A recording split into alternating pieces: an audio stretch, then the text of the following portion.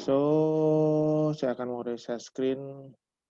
Ini nomor 9 sama nomor 10 ternyata sama ya. Jadi kita punya cuma 9 soal, jadi cepat aja. Alhamdulillah, nggak apa-apa.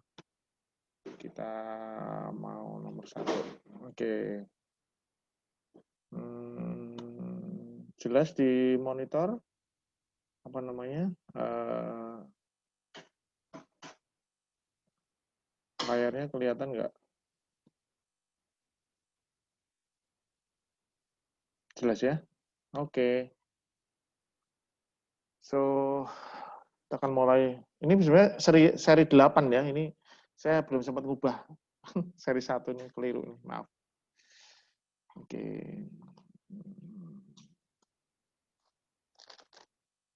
Oke, so ada yang mau ngobrol mungkin untuk nomor 1 ini? Siapa? Monggo, Mas, Mbak. Mau lewat chat atau lewat mood juga boleh, terserah. Lewat chat atau lewat speaker. Mungkin iramanya sinus apa enggak? Itu pertanyaan. Oke, teman-teman, ada Dr. Hans bilang irama tidak sinus. Lainnya merasa irama sinus apa enggak? Ayo. Asinus, oke. Ada yang sinus. Oke. Ada yang sinus, ada yang asinus. Kira-kira sinus apa enggak? Rata-rata sinus apa enggak? Ayo. Yang lain nulis saja, enggak apa-apa di chat, oke. Bukan sinus, rata-rata bilang bukan sinus. Oke. Ya, very good. 1 ya. Kalau teman-teman melihat dengan hati-hati, ini aku sekarang ngasih jawaban ya. Irama sinus apa enggak ya? Jadi kalau kita lihat secara hati-hati, kalau teman-teman patokannya adalah irama sinus adalah melihat di lead 2, P-nya positif, dan lead AVR, P-nya negatif. Ya, betul. Kalau teman-teman melihat di lead 2, ya, di lead 2, ini memang tidak ada gelombang P yang jelas. Ya, tidak ada gelombang P yang jelas. Ya. Di AVR juga sama. Saya kelihatan enggak? Apa jenenge? Mouse saya kelihatan enggak?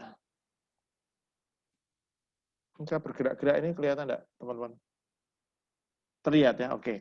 Jadi di lead AVR juga tidak ada tampak gelombang P yang jelas. Jadi sangat wajar kalau teman-teman bilang bahwa ini iramanya bukan sinus gitu ya. Tapi kita bisa melihat lead lain sebenarnya, tidak harus selalu di lead AVR sama lead 2. Coba kita lihat di lead lain. Misalnya kita lihat di lead 1. Kalau di lead 1 ini, teman-teman kalau lebih detail melihat, akan melihat bahwa ini adalah gelombang T yang ini. Aduh, sorry.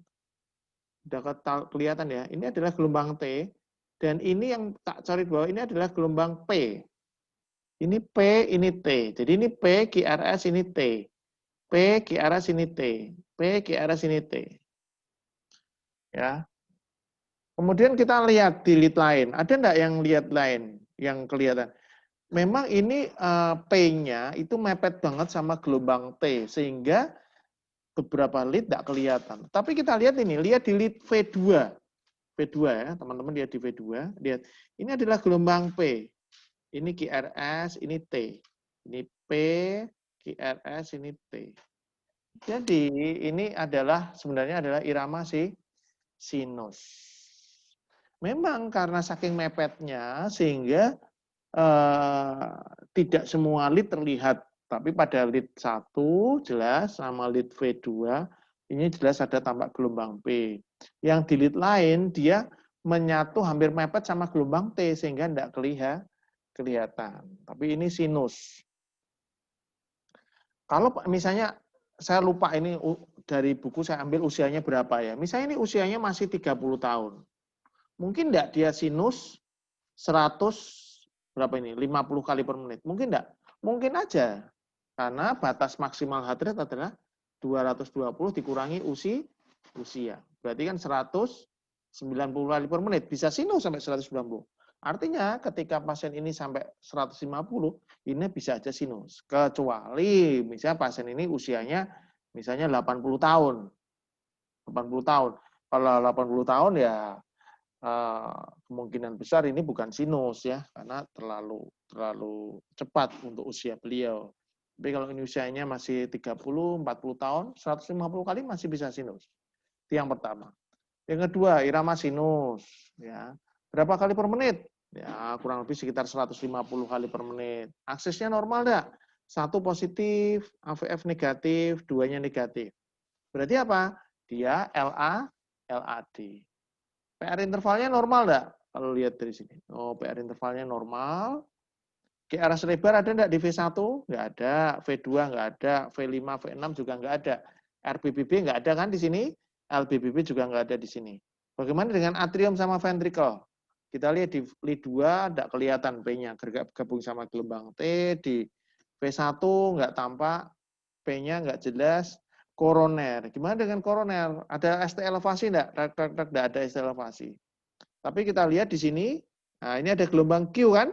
Dia enggak ada ke atasnya kan, langsung ke bawah nih. Ini juga sama, ke bawah. Nah, ini adalah gelombang QS. Ya. Jadi apa? Kemungkinan suatu old myocard infarct anteroseptal.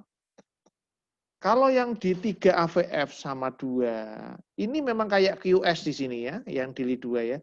Tapi lihat di 3 ada R-nya kecil. Di AVF juga ada R-nya kecil. Nah, jadi kita tidak bisa bilang ini suatu QS. Jadi tidak bisa bilang ini suatu old myocard infarct. Cuma ya memang tidak selalu benar. Jadi saya kadang-kadang kalau tidak terlalu yakin kayak gini, saya tulis sebagai apa jenenge? Suspek ya, OMI anteroseptal. Oke, ada pertanyaan enggak tentang nomor 1? Poor air wave progression bisa, betul. Ini karena R-nya enggak makin tinggi, betul, ya.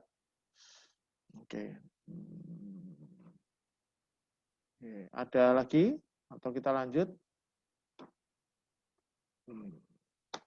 Lanjut ya.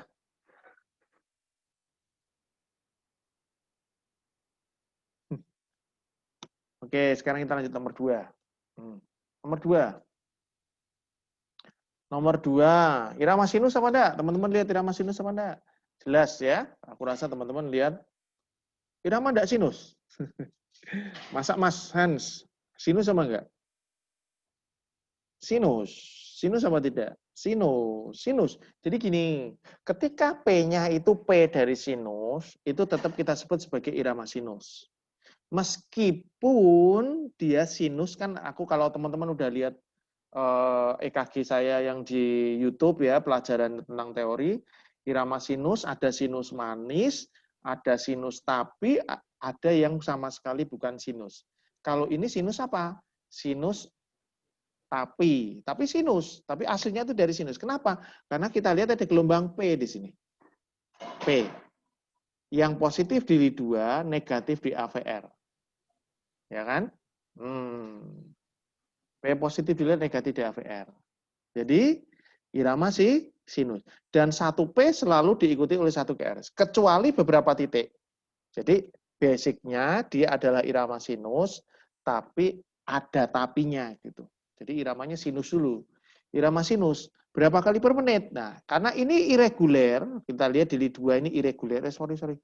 Oh, balik ya. Oke. Di LI2 ini irreguler, jadi kalau mau lebih pasti adalah kita melihat selama 6 detik dikalikan 10. Ya. Kalau di rata-rata ini mungkin sekitar 70-an kali per menit ya. Nah, ini sayangnya kita tidak bisa lihat 6 detik, mungkin sekitar 60 sampai 70 kali per menit. Itu yang pertama, irama sinus ya. Berapa kali rate-nya? Kurang lebih sekitar 66 lah kali per menit. Aksesnya normal enggak? Lihat 1 positif, AVF negatif, 2-nya juga negatif. Berarti apa? LAD. Kalau saya, LAD itu asal 1 positif, AVF negatif, dan 2-nya negatif, baru LAD.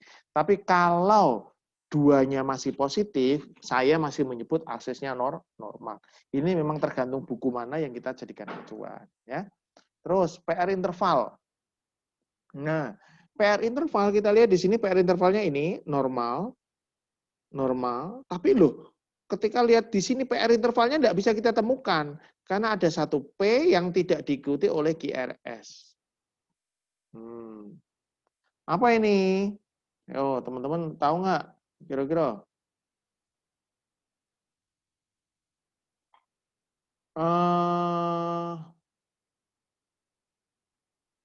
Nah, lihat. Lead 2-nya bifasik. Enggak.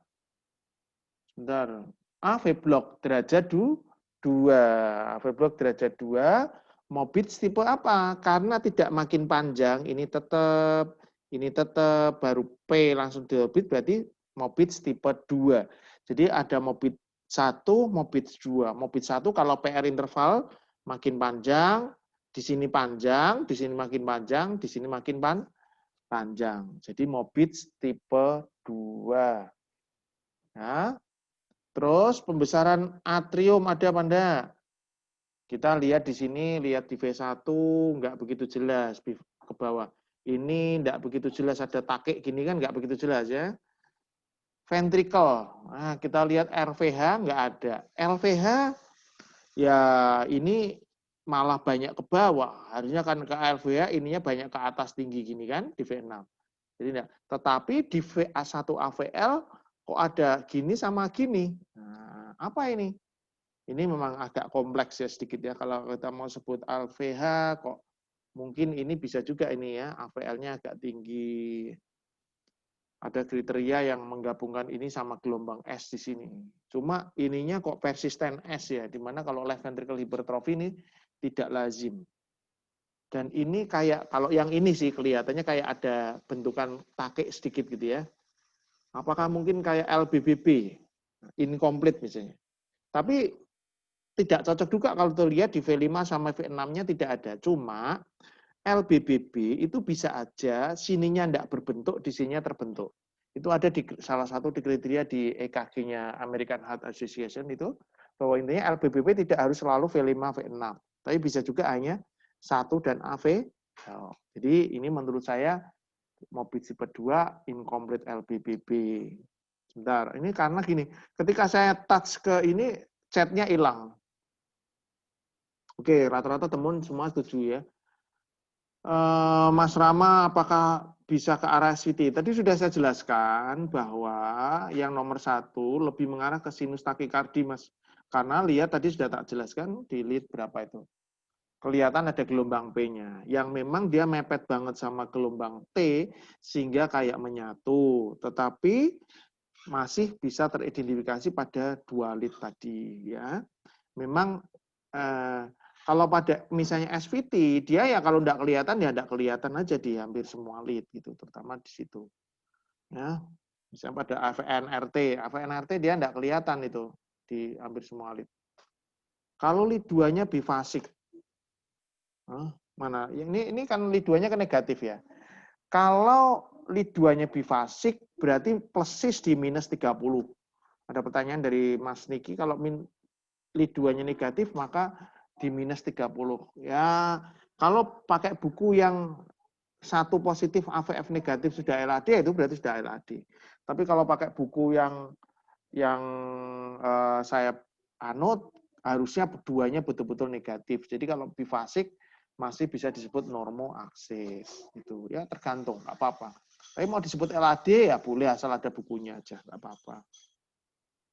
Oke, terus dari nomor 2 nggak ada pertanyaan ya. Kita lanjut ke nomor 3. Ini aku ya jawabnya rada cepet-cepet ya. Oke, irama sinus apa enggak tuh?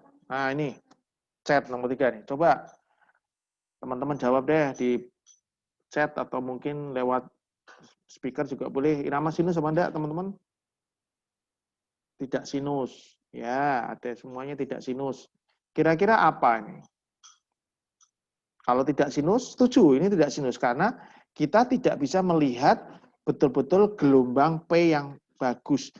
Ingat ya, tadi berdasarkan pada soal nomor 1 tadi, kita tidak hanya melihat di lead 2, tapi melihat di lead lain. Kita lihat di 1 nggak ada P yang bagus, di sini nggak ada. Di lead lain juga tidak ada. Teman-teman melihat ini apa? Kalau tidak sinus kan berarti ada kemungkinan misalnya AF, Flutter, VT, SVT, dan lain-lain. Apa ini?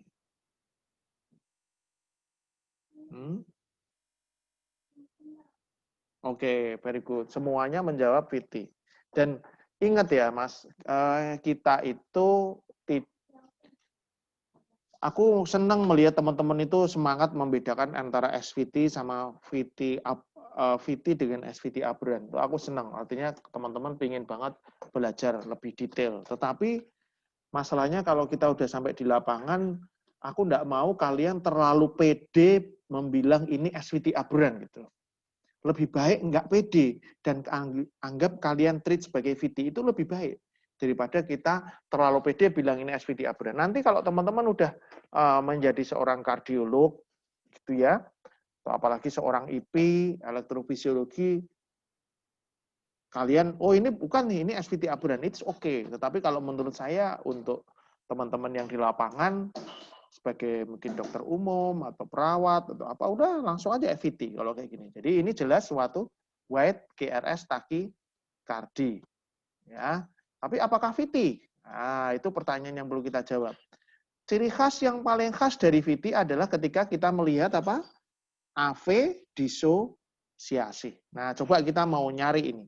Ada enggak tampak AV disosiasi pada pasien ini? Kita lihat di sini. Nah, lihat ini. Ya. Pada lead AVF, teman-teman lihat ada ini, jendulan ini. Nah ini. Kemudian, di sini juga ada. Di sini ada, tetapi di sini tidak tampak. Terus di lead lain, misalnya ini. Tapi di sini tidak tampak. Di sini tampak lagi jelas. Di sini tidak begitu kelihatan. Artinya kita kadang-kadang bisa melihat ada gelombang P yang walaupun tidak muncul terus-menerus. Dan ini adalah ciri khas adanya AV disosiasi. Ini lihat nih, di lead 2 ini. Kelihatan. Oke. Ini kelihatan. Yang lainnya tidak tampak. Nah, di sini nggak ada. Di sini ada kelihatan jendela lagi sedikit. Tapi di sini tidak ada, di sini tidak ada. Nah, itu adalah gelombang P yang muncul kadang-kadang dan itu adalah ciri khas dari VT, yaitu terdapat AV disosiasi. Selain misalnya ada kriteria-kriteria yang lain. Ya, kalian bolehlah buat buka buku kemudian lihat satu-satu. Tapi kalau saya cenderung ketika di lapangan membedakan antara SVT Abra dengan VT itu bagus, tetapi untuk teman-teman di lapangan saya merasa lebih baik treat SVT, kecuali sangat yakin. Nah, dan saya cenderung lebih memilih pilihlah sebagai VT, lebih baik kita salah daripada kita terlalu pede, kemudian yang menjadi korban adalah pasien. Nah, anggap aja misalnya nih, teman-teman punya om atau paman dengan EKG seperti ini. Kemudian dokter jaganya bilang, aku yakin nih ini SVT Abran misalnya. Dengan beberapa kriteria gini. Rasanya Pi, kamu yakin enggak dengan, kecuali maaf yang bilang misalnya kardiolog atau seorang elektrofisiologis. Ini SVT Abran, kita bisa ngasih diltiazem misalnya. Atau verapamil gitu. Mungkin teman-teman nggak apa-apa kan, tapi kalau misalnya teman sendiri, yakin dah. Gitu. Ya, jadi menurut saya lebih baik pada white GRS takikardi, kecuali ada clue yang sangat penting. Sayangnya saya ada PR yang belum saya share tuh soal nomor berapa itu. Kalau kita punya EKG sebelumnya, nah itu clue yang sangat gampang dan khas. Kalau EKG sebelumnya misalnya sudah LBBB atau RBBB, sekarang white GRS takikardi yang mirip kayak EKG sebelumnya. Oh ya, berarti bukan VT. Ini adalah SVT tapi dengan previous bundle branch block. Nah, itu sangat yakin. Tapi kalau enggak, saya cenderung lebih menjurus memilih, saran saya sih, ini hanya saran aja untuk lebih ke arah dianggap sebagai VT aja. Oke. Dengar kita masuk ke berikutnya ya. Berikutnya adalah oke. Tuh, mau wis ketok burungnya. Ya wis. Irama sinus apa enggak ini kira-kira teman-teman? Sinus, very good. Karena jelas ada satu gelombang P yang diikuti oleh GS. Jelas di LID 2 kita lihat ada gelombang P. Ya. Memang ini ada, ya, ini adalah artefak. Yang jelek-jelek ini adalah artefak. Ya. Jadi teman-teman juga harus bisa mengidentifikasi mana EKG yang bagus sama yang tidak. Jadi iramanya sinus enggak? Lihat 1P diikuti 1 GRS. So sinus. Rate-nya berapa? Dari sini sampai sini. Oh, kira-kira sekitar 90 kali per menit. Aksesnya normal enggak? 1 positif, AVF-nya masih bifasik. 2-nya positif. Oh ya berarti dia normal aksesnya kan. Normal dong? Normal dong. Karena ininya masih positif. Terus PR interval, kita lihat awal P sampai awal QRS, oh normal. Ada drop bit enggak? Ketika melihat PR interval, teman-teman harus lihat drop bit. Tek, nggak ada drop bit. Semua P selalu diikuti oleh QRS. QRS lebar di V1 nggak ada, V6 juga nggak ada, atrium pembesaran nggak ada, koroner kayaknya nggak ada. Cuma sejak awal, maaf tadi saya kelewat, pada waktu irama, teman-teman lihat ini irama sinus, manis apa sinus tapi? Sinus manis apa sinus tapi? Sinus tapi. Karena apa? Karena ada PVC. Lihat ini QRS-nya lebar kan, ya. Nah, sinus tapi ada PVC di sini. Ini PVC, ini PVC. Tapi ada juga PAC. Lihat ini. Ini ya sinus, ini kan sinus, sinus. Ini apa ini? Ini adalah PAC. Kenapa kita sebut PAC? Karena P-nya ini beda sama P sinus. Yang ini PVC. Tapi ini PAC. Ini PAC lagi. Ya. Ini PAC, ini sinus. Nah, ini sinus, ini sinus. Nah, jadi ini adalah EKG, kok balik ya. Nah, ini adalah EKG multiple PAC dan PVC. Irama sinus dengan ada PAC Mas, ada PAC. Dan maaf tadi ada yang jawab AF ya, Mas siapa tadi? Paroxysmal AF. Enggak ya, masih sinus terus ya. Kalau AF itu dia ada irregularity yang jelas tidak ada P ya. Ini memang kayak AF yang di sini nih, tapi ini sebenarnya bukan AF ini. Ini adalah artefak ya. Oke, sekarang ke nomor 5. Yo, ini nomor 5 apa ini? Teman-teman. Sinus apa enggak? Ayo. Mbak Fat sinus, Mas Hans tidak sinus, ada yang lain? Mbak Yasmin sinus, Bu Indah, Mbak Indah sinus, bukan sinus. Oke, kalau kita mau lihat sinus apa enggak, kita lihat gelombang P yang positif di LID 2 apa ada tidak. Kita lihat di sini enggak ada. Gitu, enggak ada. Di AVR juga enggak ada. Tapi jangan percaya sama mata kita di 2 LID aja, kita lihat di LID lain. Tek, tek, tek, tek. Tidak ada P. Wis tak buka lek jawabane rek, ya wis. Jadi kepencet ya. Jadi ini adalah irama junctional. Kenapa kok junctional? Karena jelas tidak ada P. Ya kan? 1. Ya. Irama junctional. Rhythm. Kemudian dia ada right bundle branch block. Ini ada RBBB kan, patternnya kan lihat di V1 sama V6 ada RSR aksen di V1 dengan ada white S di V6. Ini RBBB. Gitu. Ini adalah menurut saya junctional dengan right bundle branch block menurut saya. Kenapa? Rate-nya berapa sih? Kenapa saya cenderung ke arah junctional dengan branch block? Karena rate-nya juga nggak terlalu lambat.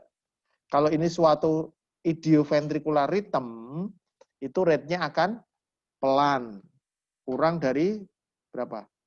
40 kali per menit. Ini kurang lebih sekitar berapa ini? Terus tak hitung kok gitu 45 ya, udah dihitung ke. Jadi dia lebih cenderung ke arah suatu junctional. Dan QRS-nya kalau ventrikular biasanya lebih lebar, lebih lambat, dan jarang ada bentukan seperti RBBB seperti ini jarang. Yang khas banget RBBB itu jarang. Ya. Jarang. Gelombang T di V5 V6 apakah normal? V5 V6. Oke. Menurut saya kok masih normal, Mas, ini yang di V5 V6. Lihat di sorry ya.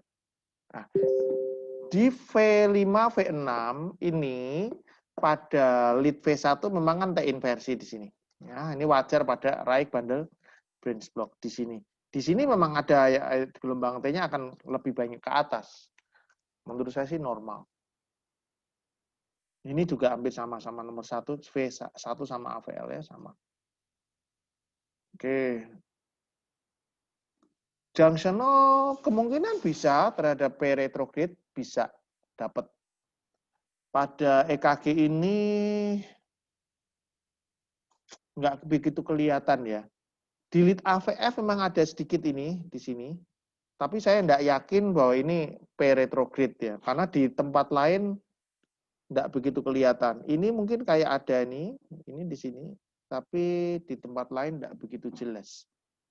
Ya, tapi bisa aja. Tapi yang jelas menurut saya ini junctional. Tapi bisa juga, Mas. Benar, bisa retrograde bisa. Oke, ada pertanyaan lagi? Nggak ada. Kita lanjut ya, nomor 6 ya. Kurang sedikit. 6, 7, 8, 9. Kurang 4 nomor. Oke, ini. Irama sinus sama enggak nih? Teman-teman. Sinus. Very good. Semuanya betul. Karena lihat ada satu gelombang P diikuti oleh satu QRS. Berapa kali per menit? Kurang lebih takikardi ya. Ini 3 kotak kurang. Berarti sekitar 120 kali per menit. Aksisnya 1 positif. AVF positif. Very good. Berarti normal. PR interval normal. Kira-kira kliennya di mana ini? Kliennya di mana? T inversi. Very good. Di V3, Mbak Mauren di V3 sampai V5. Oke, V3 sampai V5. Ada yang lain? T inversi yang lain?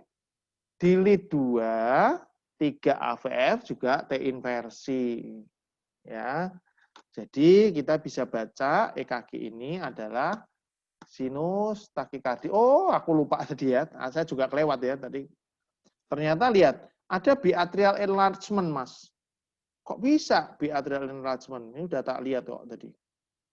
Ah, benar. Ada ini. Ada ini. Ya. Ini. Di lead 2 ada P pulmonal. P-nya tinggi di atas 2,5 mili, ya kan? Di atas 2,5 mili, nanti teman-teman baca buku ya, di lead 2, di atas 2,5 mili berarti P pulmonal. Tapi lihat, di V1 P-nya lebih banyak ke bawah. Harusnya kan gini, ke atas, terus ke bawah itu sama. Sama-sama 1 kotak kurang. Kalau ini lebih dari 1 kotak kan, kira-kira 2 kotak kecil. Berarti atrium kiri yang besar. Kalau ini P pulmonal, jadi namanya biatrial enlargement. Tuh. Oke. Jelas ya? Whelan syndrome. Oke. Satu, kalau Whelan syndrome ya, dia ada biasanya ke atas terus ke bawah.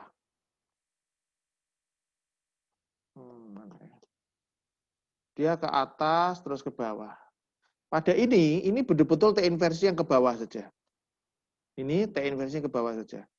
Ini T inversi ke bawah saja. Ini juga. Ya. Kalau menurut saya ini lebih menjurus ke suatu T inversi yang dalam, yang suatu iskemia. Jadi gini, Whelan syndrome adalah suatu kondisi yang harus kita lihat, karena kadang-kadang Whelan syndrome itu tidak tampak, tidak begitu jelas, karena di lead, misalnya V1, seringnya kan dia LAD ya, paling sering itu LAD, jadi seringnya di V1, V2, V3. Itu bentuknya gini. Nah, T-nya gelombangnya gini.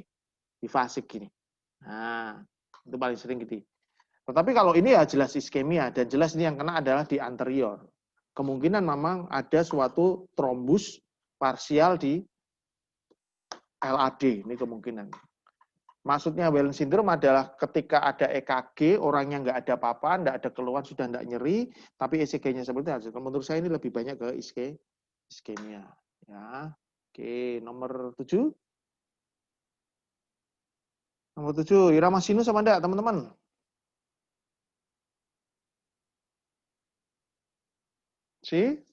Sinus, very good. Berapa kali per menit? Kita lihat.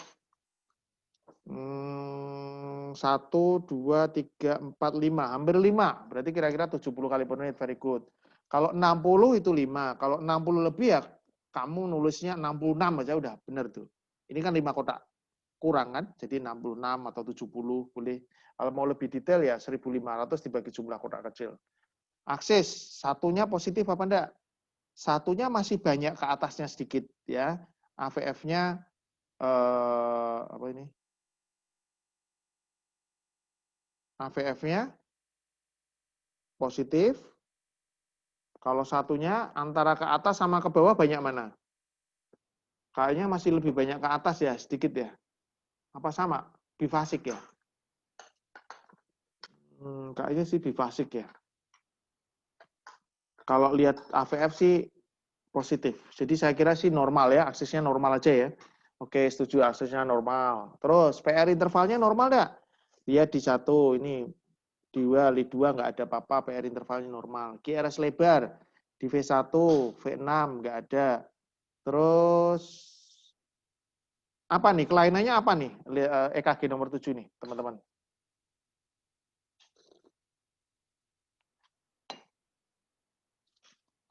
Oke, ada poor airway progression. Poor airway progression apa sih, teman-teman? Yaitu ketika R di V1, V2, V3 itu tidak meningkat secara proporsional. Harusnya di V1 kalau kecil, nanti V2 lebih tinggi, di V3 lebih tinggi lagi, ya. Terus di sini lebih tinggi lagi. Nah, terus apalagi selain poor airway progression? T inversi, betul. Di lead V1, V2, V3. Kalau prolong QT ya. Jadi gini, prolong QT melihatnya paling gampang gimana sih? Lihat ini awal Q sampai awal T akhir T. Ini kira-kira ada enggak melebihi separuhnya ini ke ini? Lihat ini sama QT dari sini sampai sini. Kalau menurut saya ini masih kurang dari separuh. Tapi teman-teman kalau mau detail boleh juga dihitung QT kemudian dimasukkan pakai QTC ya, pakai kalkulator tuh boleh. Kalau menurut saya ini belum prolong QT ya. Tapi jelas ada T inversi di V1, V2, V3. Apakah ini selalu koroner? Nah, ini belum tentu karena gelombang T-nya bukan gelombang T yang khas yang kayak gini. Jadi ini tidak selalu koroner. Sering pada wanita V1, V2 terutama, kadang-kadang V3 ada kayak gini dan ini tuh normal. Kamu jangan tiba-tiba bilang kau perempuan wanita seperti ini datang ke klinik umur masih 30-an tahun, udah ada keluhan, tiba-tiba bilang, oh ini koroner nih. Bu, wah ini tidak bisa tidur pasiennya. Karena sering pada wanita muda, dia seperti ini. Dan ini variasi normal aja bisa. Kecuali kalau pada laki-laki. Terus langkah selanjutnya gimana kalau ada kayak gini? Ya, kalau dia ada faktor resiko, maka dilanjut dengan tes treadmill. Kalau nggak ada keluhan. Tapi kalau sudah ada keluhan, bisa kita dengan echo. Kenapa echo? Karena kita lihat ada poor airway progression di V1, V2, V3. Poor airway progression itu bisa menandai suatu suspek OMI. Tapi masih suspek, kita tidak bisa yakin. Pasti ini adalah suatu old myocard infarct anteroseptal, itu tidak bisa. Ya, jadi T inversi di V1, V2 plus poor airway progression. Poor airway progression belum tak tulis. Oke, nomor 8. Oke, nomor 8. Irama sinus sama enggak? Nah, ini agak keren nih soalnya nih. Yuk, kalau ada yang mau nulis komplit lengkap dari depan boleh. Irama sinus sama enggak? Ayo teman-teman. Sinus? Bukan sinus? Sinus, bukan sinus. Oke, kalau yang sinus kira-kira P-nya paling kelihatan di mana? Saya mau tanya. P-nya paling kelihatan di mana kalau lihat sinus?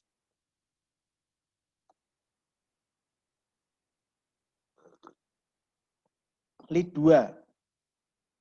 Di lead 2 P-nya yang mana? Ini enggak kelihatan sebenarnya sih. Kalau kita bilang sinus P-nya mana? P-nya ini. Ini gabung sama gelombang T. Ya. Jadi kita nggak bisa mengidentifikasi sinus dengan baik di lead 2. Kita harus cari di lead lain. Lead 1. Lead 1 ya mungkin ini ya. Mungkin ini. Ada lead lain yang lebih kelihatan. Yaitu di sini. Ya, terus di lead lain yang kelihatan ini.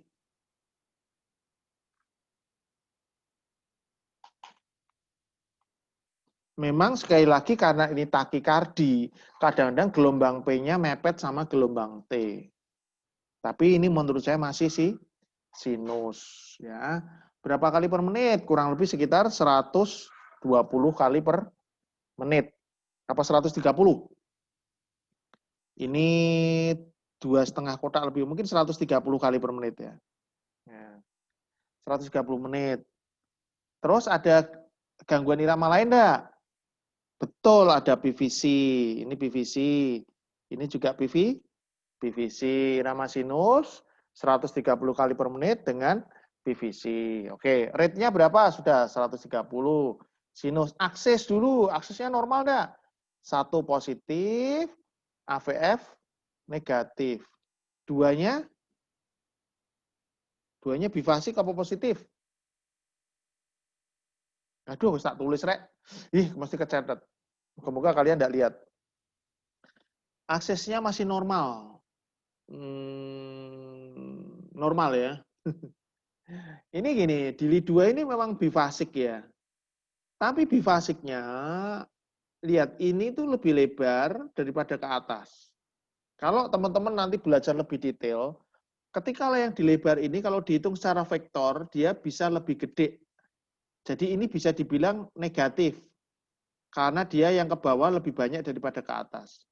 Tapi ya kayaknya sih hampir sama. Cuma kalau hampir sama, bawahnya lebih gede, dia dianggap ini lebih banyak ke bawahnya. Karena jumlah vektor itu ini sama ini sebenarnya kalau mau menghitung detail, ini luas ini juga diperhatikan. Jadi misalnya ya, ini gini. Sama-sama langsing, nah ini betul-betul bifasik. Jadi ini sama ini bifasik.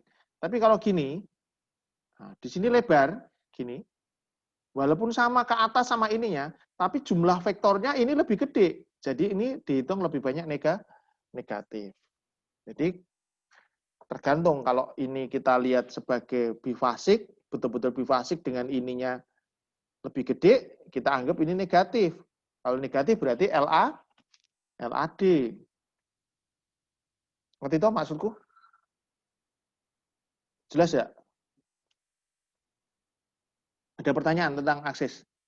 Jadi kalau jelas ya, oke ya wis intinya dulu. Terus PR interval normal enggak? Lihat PR interval, ya mungkin bifasikuler. Lihat PR interval normal enggak? PR interval kalau lihat di sini, ini P, nah ini masih normal. Terus QRS lebar, nah betul tadi sudah adanya, aduh baterai low. Minta charger saya. RBBB, betul. Karena ini bentukan RBBB di sini. Ya, bentukan RBBB. Ini ada white S. Pembesaran atrium, ventricle kayaknya nggak ada ya, lewatin aja. Koroner, ada nggak koroner? Ada ST elevasi nggak, teman-teman? Ada ST elevasi nggak? Ada. Di mana? Ini sudah ST elevasi di V1. V1 udah ST elevasi. Ini juga udah ST elevasi. Ini ST elevasi, ini ST elevasi. V1 sampai V4 ST elevasi. Very good. Ya. Jadi ketika pada RBBB yang asli kan di ini dia. P, RS, R aksen, balik. Ini turun. Masih low. Sebentar. Bisa. Bentar ya, saya tak stop share dulu, tak nganu dulu. Tak ngecas dulu. Udah. Oke.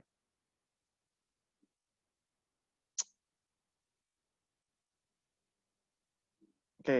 Jadi kalau yang normal itu harusnya ini turun, enggak ada ini. Tidak ada ini. Ya, enggak ada ini. Enggak ada ini. Bendulan ini adalah suatu ST elevasi tapi pada RBBB. Suatu ST elevasi tapi pada RBBB. Ya, begitu. Temi. Sekarang mau bilang anteroseptal apa anterior kira-kira? Kalau V1 sampai V4, teman-teman bilangnya anteroseptal apa anterior?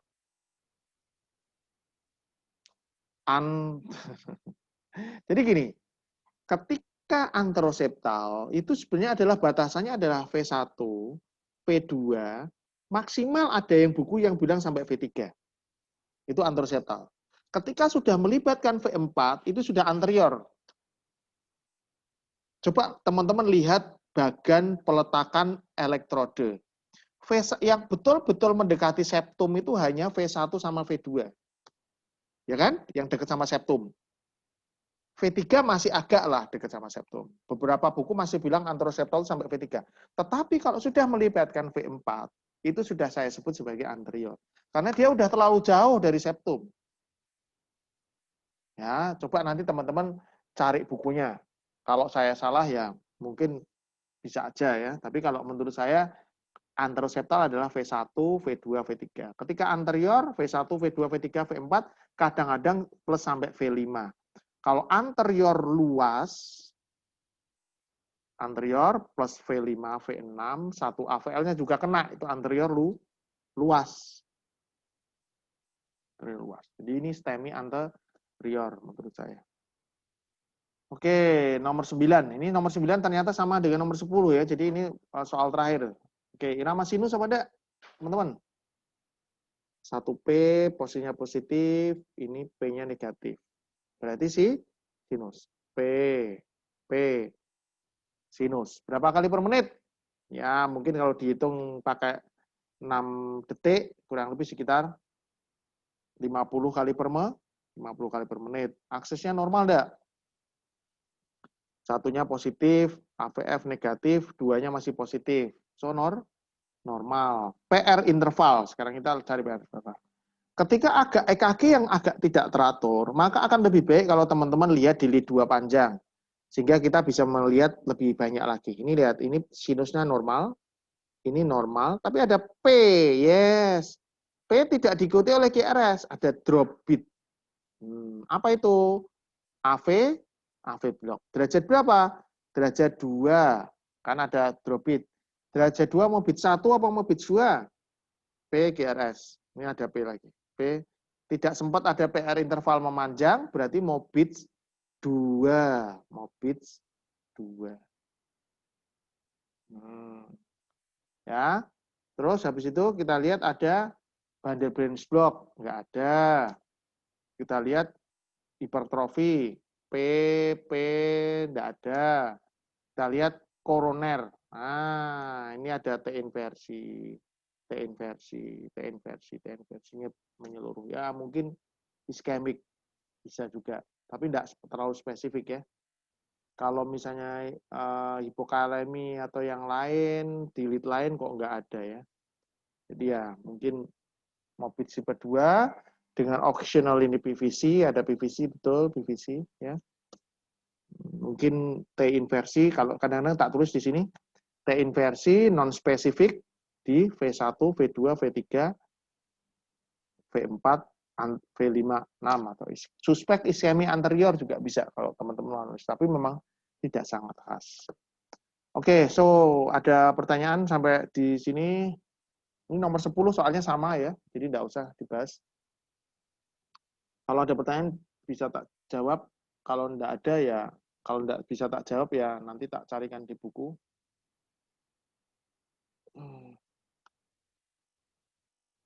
Kriteria STEMI anterior tidak perlu resiprokal. Gini, kalau STEMI anterior yang terbatas pada anteroseptal, apa anterior tidak melibatkan satu AVL, memang tidak perlu ada resiprokal. Ya,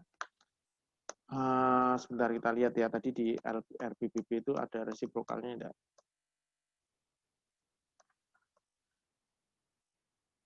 Ini ya. Enggak ada resiprokalnya ya. Jadi tidak ada, harus ada resiprokal, enggak ada. Tapi kalau melibatkan V5, V6, 1 AVL, akan ada resiprokal di inferior. Tapi kalau hanya anteroseptal aja, bedanya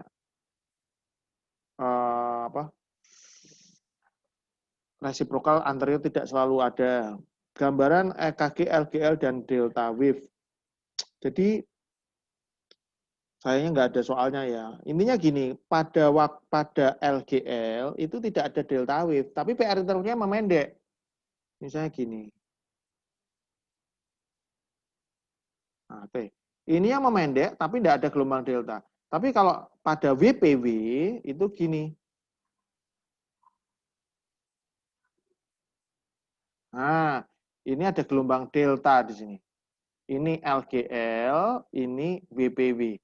Pada WPW ada delta wave. Gitu, Mbak Lydia. Oke, satu penanya lagi. Kalau memang ada pertanyaan, kalau enggak ya kita tutup aja.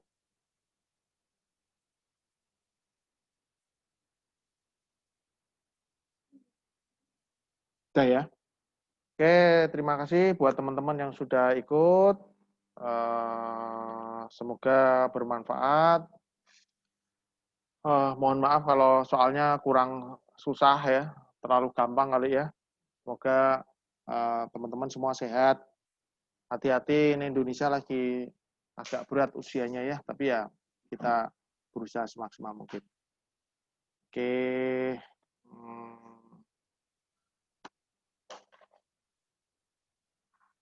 Assalamualaikum warahmatullahi wabarakatuh.